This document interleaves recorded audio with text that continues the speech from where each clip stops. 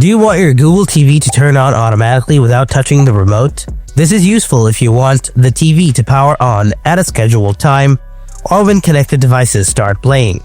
In this guide, I'll show you how to enable auto power on for your Google TV. Let's get started.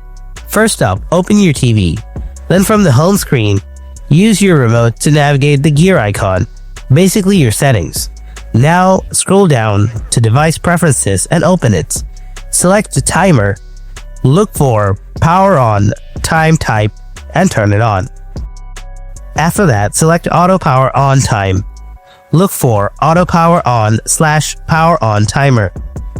After that, your changes will be saved and your TV will automatically turn itself on in that designated time.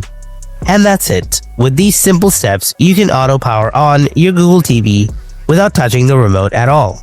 If this guide helped you out, then don't forget to hit that like button and subscribe for more Google TV tips and tricks.